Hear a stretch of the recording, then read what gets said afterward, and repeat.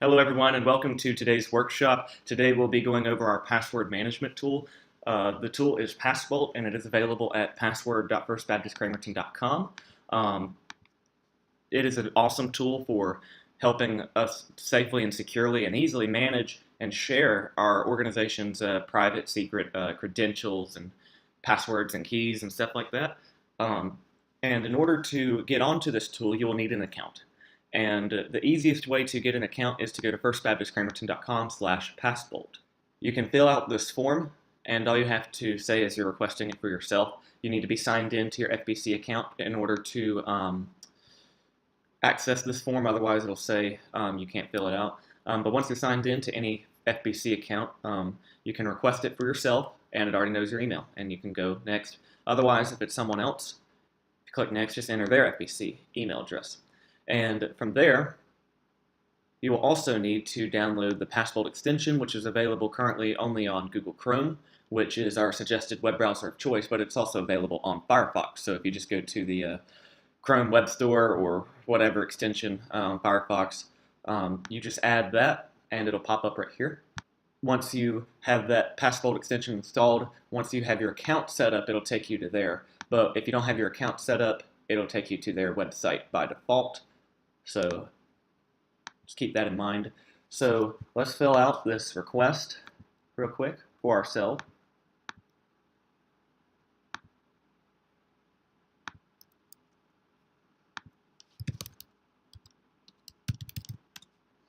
Then you will receive an email to your FBC account from Passbolt at firstbaptistcramerton.com. Once support has fulfilled your request and provisioned you an account to that email address.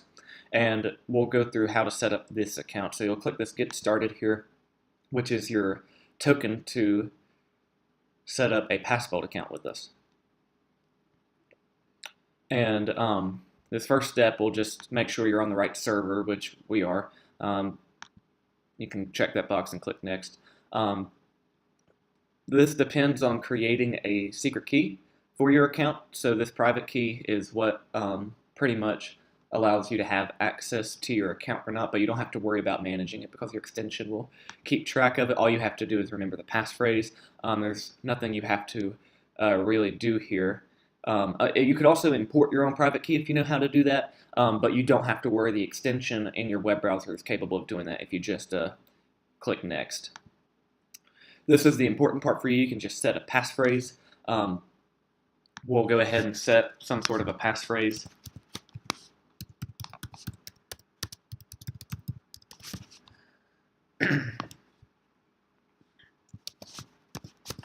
Make sure you complete all those requirements. Yep, there we go. There, when you're making your password, and then it'll generate your public and private key, which you can download. All right, and I would make sure that you save this in a safe location. Preferably, I keep it on my personal Google Drive for that account. That way, if you ever get locked out of your account, if you have this private key, you'll be able to recover your account. If you lose that private key, you'll lose any passwords you've created or other credentials. After that, you will want to set a security token, and all this does is make sure you don't get phished into putting in your Passbolt password on a fake web page. And the way this works is when you set a security token on our server, this security token is a color of some sort. So if we wanted to do yellow, and then we wanted to do FBC, that way whenever you log in, you'll see that in a little bit, whenever you're putting in your password, you will see this to the right of it.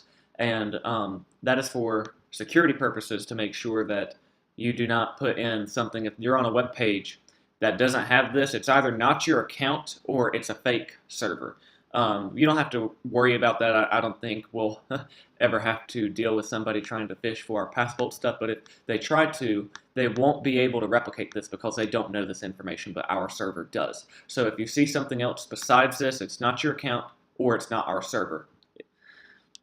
We'll go ahead and looks like we've successfully set up our account.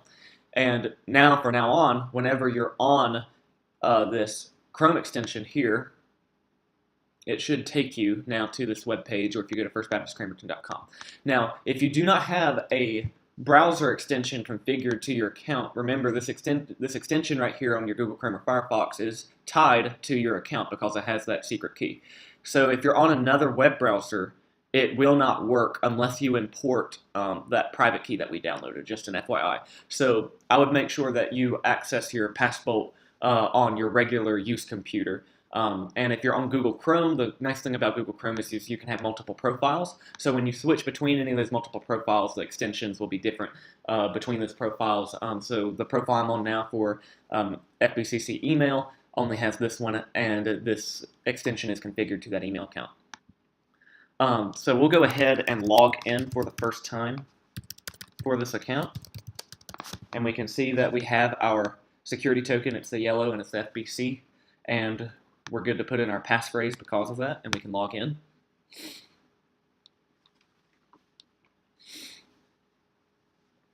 And this will bring you to the home screen. And Passbolt has two main tabs here. There is passwords and there's users.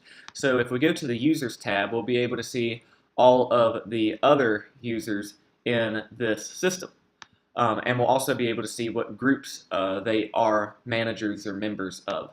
And if they are a admin on the system, which in this case this one is, or if they are not a admin on the system.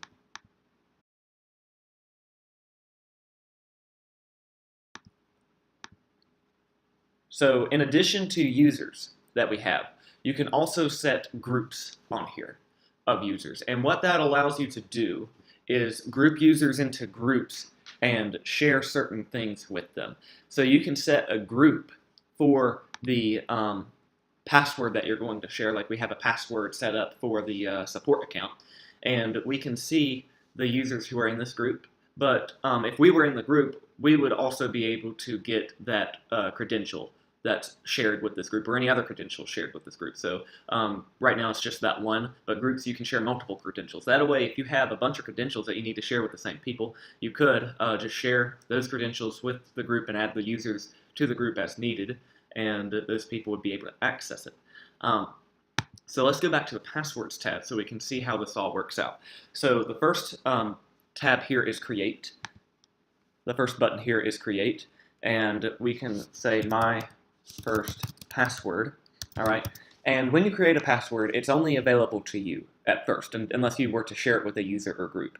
And you can set the login URL, which is convenient because if it's to a certain website or subdomain or something like that, you can know where it specifically goes. All right, so once you have the URL that you log in at, you can set the username, and then you can enter in your secret credential.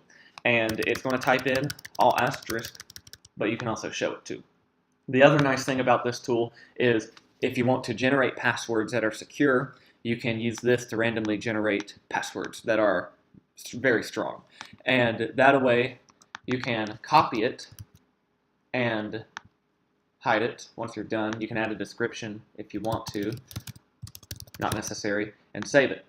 And now that we have that password copied to our clipboard, we can go to wherever we are going to and set up our account with it or log in with it, etc. Now, when you create a password, the resource here is shown as a resource item, all right? So the resource is my first password. That's going to be the title. The username is the username that you'll use to log in, and the password is the secret that you'll use to log in with that username. The URL is where you log into, and I'll show you the last time it was modified. You can also see this information here. You can also see who it's shared with, who the owner is, and any comments. You can add a comment too. So the next part I want to show you of this Passbolt system, I have to be an administrator in order to do, because only administrators can add and remove users and also create and delete groups. So I'm going to log into an administrator account to showcase that.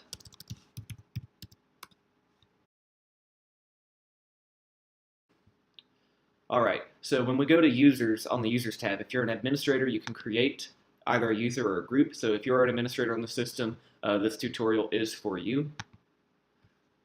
So you can add a user, their first name and last name, doesn't matter. You would want to do their actual first and last name, but what matters most importantly is the email address that this is going to, because that is what the system is going to send their email to, so you need to make sure this is correct. If they are going to be an administrator, you need to check this box so that they can be an administrator. Most people should be users, though. So once you create a person, they should show up in here. If they are faded out, that's because they never accepted their invitation quite yet.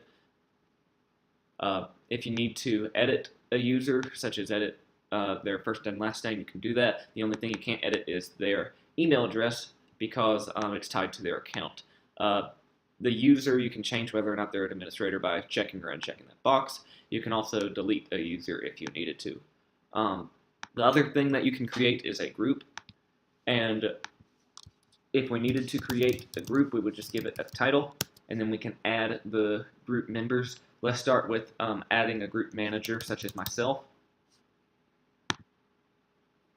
All right, and we'll save that. First member needs to be a group manager.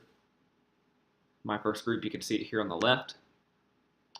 And you can add other users as needed.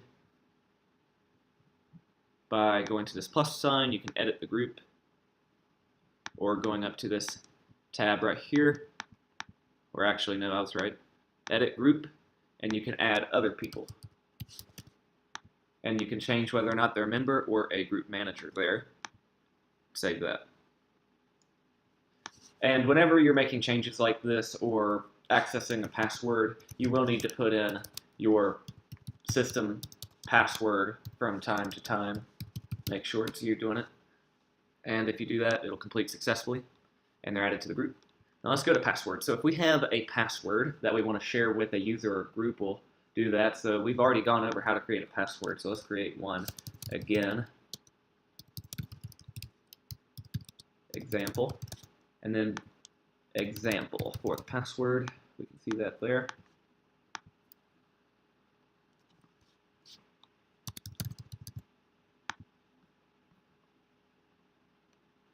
Once we have created the password, what you can do is you can copy the password to clipboard whenever you need to get the password.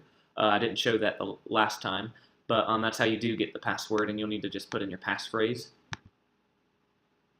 The other thing you can do is change it if you needed to. Again, you'd have to unlock it in order to change the password, but you can change the other information without unlocking it. And in order to share it with the user or group, you just press that share button, and this is how you will share it. So you are the owner of this password, and you can share it with either individual persons, such as the support, firstbaptistcramerton.com. You can change what they can do, so you can give them ownership if you wanted to. You can give them read-only access, so they can't change anything, or if you need them to change stuff but not be able to add other people, you can do update. So if they can update it, they can change the password, but they can't add other people or groups to be able to see it. You can also share, well, actually, this is the support group, so this is actually a group. If we wanted to add it to an individual person, yep, there we go. That would be the person. So let's say this person, we can make them update ability, but the group is read-only. Save.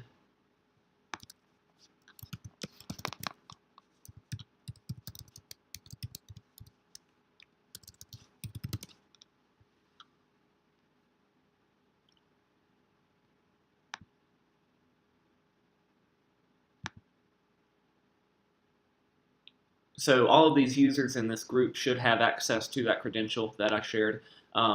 In that group,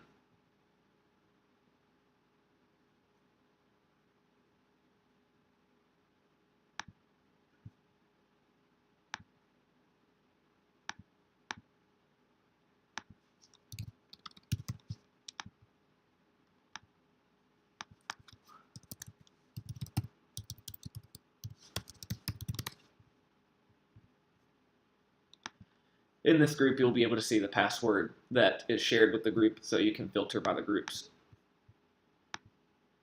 And then if you needed to access it, you would just copy the password to clipboard. And if you needed to, you can look at your profile. You can even add a picture of yourself if you wanted to.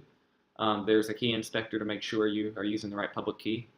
You can download your private or public key here if you need to download it again if you don't have your file that we downloaded when you were setting up your account. And then if you need to, you can log out here or here.